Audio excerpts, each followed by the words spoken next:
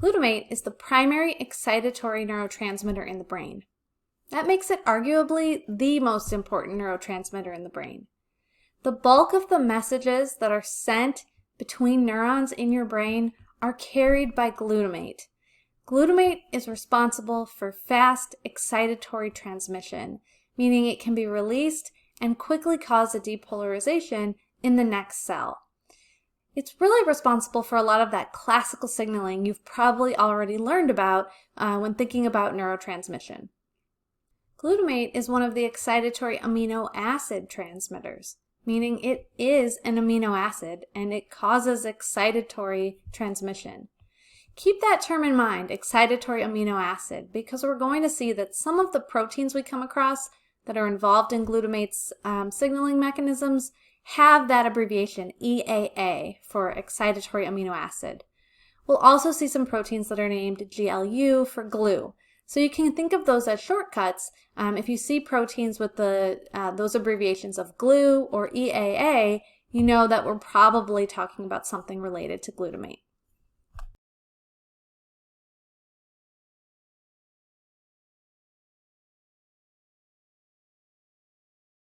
Glutamate is actually found in all cells of the brain because it's an amino acid and it's used to build proteins.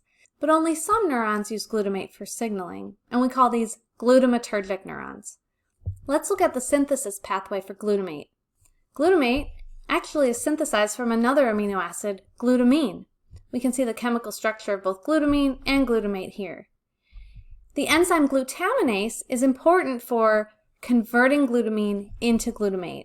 So the synthesis pathway for glutamate is really quite simple. Glutamine is converted by glutaminase into glutamate, and then it's ready to be packaged into vesicles. We're going to see that a lot of the proteins involved in these neurochemical signaling mechanisms have pretty stereotypical names. So for glutamate, it gets packaged into vesicles by a transporter called the vesicular glutamate transporter, which we abbreviate as VGLUT. Let's take a look at this. This diagram shows us the whole cycle of glutamate signaling. So we already talked about synthesis. We start with the amino acid glutamine. The enzyme glutaminase converts that into glutamate, and then it gets packaged into the vesicles. And in yellow here, you can see VGLUT. That's the vesicular glutamate transporter that is present on the vesicular membranes. This protein actually comes in 3 different versions, VGLUT1, VGLUT2, and VGLUT3. VGLUT1 and VGLUT2 are the most abundant, and that means the most likely to be found. VGLUT1 is found in the cortex and the hippocampus, and VGLUT2 is found more subcortically. VGLUT3 is less abundant and more scattered throughout the nervous system.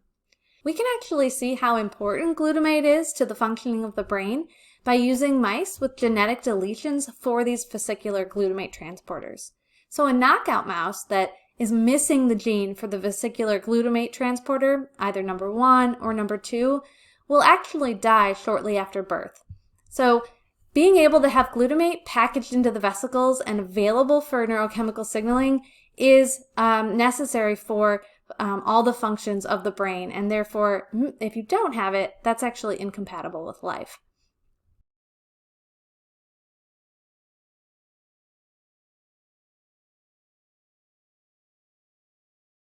Something that neuroscientists have discovered more recently is that neurons can actually release more than one neurotransmitter. Historically, it was assumed that every neuron released one neurotransmitter, but now we know that isn't true. And glutamate is one of the neurotransmitters that is frequently released with another molecule. So, for example, the monoamines are very commonly released from the same neurons that also release glutamate. You can imagine this really increases the complexity of neurochemical signaling in the brain. We don't completely understand everything about this type of co-transmission yet. Co-transmission meaning where a neuron releases more than one neurotransmitter, but it typically tends to follow a pattern of glutamate or GABA, which we'll talk about next week, being released with another neurotransmitter like acetylcholine or serotonin or dopamine, one of the monoamines. So these neurotransmitters, which are more modulatory, tend to get released with the really workhorses of the brain, glutamate and GABA. And this can happen in a couple of different ways that are still being worked out right now by scientists. Glutamate can be released from the same neuron, but at separate axon terminals. So although you may think of a neuron as having one axon with one terminal, we know that neurons actually have many axon terminals and project to a number of different other cells. So some of those axon terminals of a neuron might release glutamate, while the others of that same neuron release dopamine or another neurotransmitter. It also appears that some synapses co-release both glutamate and another neurotransmitter, so you're getting release from the same terminal and into the same synapse. And this could happen either by packaging a neurotransmitter into separate vesicles so that there are glutamate vesicles and, in this example, dopamine vesicles. Or it appears to be possible as well for some vesicles to contain the vesicular transporters for more than one neurotransmitter, meaning that these vesicles would actually contain two neurotransmitters inside of them.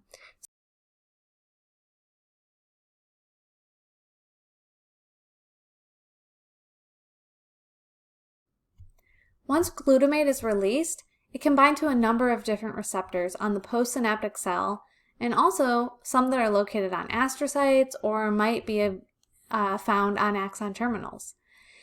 Glutamate binds to a number of different receptors. There are ionotropic glutamate receptors and metabotropic glutamate receptors, and there are multiple subtypes of each of those receptors as well. Let's look at the major categories of glutamate receptors right now, starting with the ionotropic ones. The ionotropic glutamate receptors are responsible for that fast excitatory transmission. They all have an ion channel in the middle of the receptor that opens when glutamate binds, and positive ions can then flow into the cell and cause a depolarization. There are three major types of glutamate ionotropic receptors: the AMPA receptors, the kainate receptors, and the NMDA receptors. The AMPA receptors are very important because they are responsible for most of that fast excitatory transmission in the brain. So if we give an antagonist to AMPA receptors, something that binds to the receptor and prevents glutamate from binding because it occupies that binding site but doesn't have any efficacy to activate the ion channel, if we give an antagonist, for example, NBQX, we see that it causes sedation. So you're basically blocking all of that fast excitatory transmission in the brain, sort of shutting the brain down. All of them are ion channels, meaning they're ligand-gated receptors. When they bind glutamate, there's a channel that opens up in the middle of the receptors. But AMPA receptors and kainate receptors can only allow sodium through the pore. So sodium ions, which are primarily found extracellularly, pass down their concentration gradient and enter the inside of the cell to cause a depolarization. NMDA receptors are special because in addition to allowing sodium to pass into the cell, they also can pass calcium, and so calcium can come through the pore. This is a special function of these receptors because calcium can actually act as a second messenger.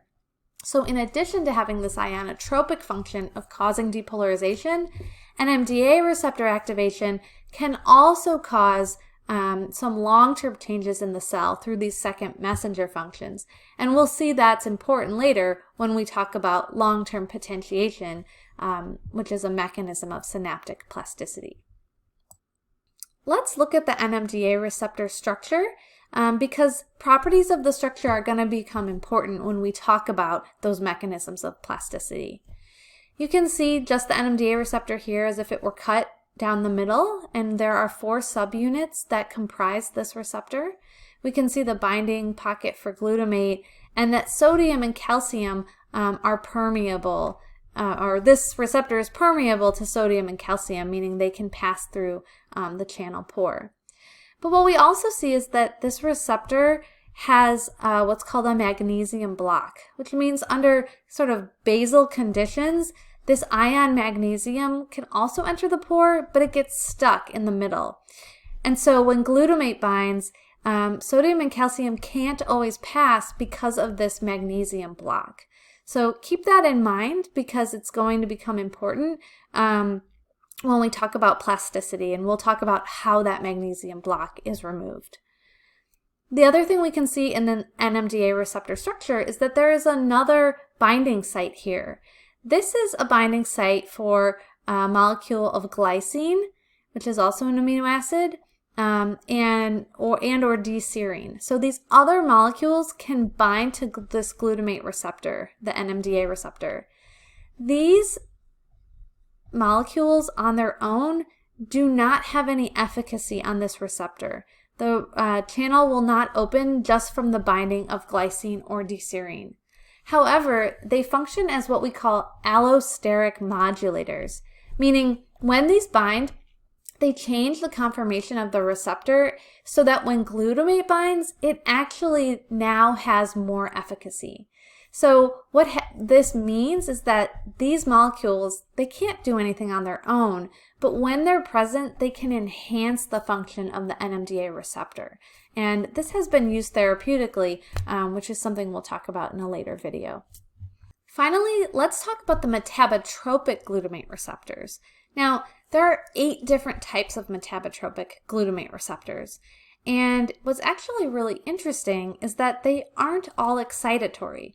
So I've already told you glutamate is responsible for the majority of the fast excitatory transmission in the brain. And you should absolutely remember that about glutamate. It is the primary excitatory neurotransmitter in the brain. And it does that through those AMPA receptors as well as through NMDA receptors. But there are a number of metabotropic glutamate receptors as well, which are expressed postsynaptically and presynaptically. And only 2 of the 8 are actually excitatory. 6 of them are coupled to the G protein GI. So we can see these receptors here, which are grouped into 3 groups, 1, 2, and 3. And only these 2, mGlu1 and mGlu5, are actually excitatory. And that's because this metabotropic receptor, with its 7 membrane-spanning domains, is coupled to the G protein GQ. But the other 6 receptors are coupled to GI, meaning they actually have an inhibitory influence on neurotransmission.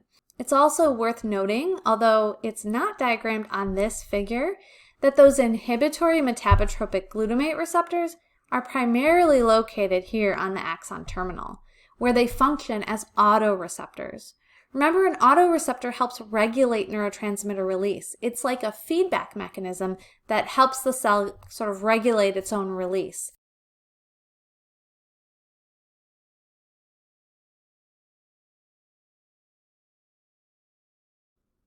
Finally, let's talk about glutamate clearance. Glutamate is removed from the synapse through the process of reuptake. There are transporter proteins that actively transport glutamate out of the synapse. And as we can see in our diagram of the glutamate cycle, these transporters are actually located on nearby astrocytes, which are glial cells. So these aren't neurons at all. The transporter in this case is not located in the presynaptic terminal, but instead it's located here on the astrocyte. The glutamate transporters are referred to as excitatory amino acid transporters, or EAT1, EAT2, and EAT3. EAT1 and EAT2 are located in the astrocytes, and those are the primary mechanism by which glutamate is removed from the synapse. So after glutamate is released into the synapse and maybe it binds to some receptors, it then sort of diffuses out of the synapse and gets transported by this protein into an astrocyte. So now you have glutamate inside of this astrocyte, and what happens is it's actually transformed back into the amino acid glutamine, which, remember, glutamine is the precursor of glutamate in our synthesis pathway. So this enzyme, glutamine synthetase, transforms glutamate back into glutamine. And then it's actually transported out of the astrocyte through these proteins, which are glutamine transporters. And then it gets back into the terminal of the axon so that it can start at the very beginning in the synthesis pathway. So what we see here is a cycle for glutamate. It starts as glutamine Glutaminase transforms it into glutamate. It's packaged into vesicles by V-glut proteins, released from the vesicles into the synaptic terminal, where it binds to a number of ionotropic and metabotropic receptors, and then ultimately is taken up by the astrocytes through the EAT1 or EAT2 transporter, and then transformed back into glutamine and transferred out of the astrocyte and into the nerve terminal to start the cycle again.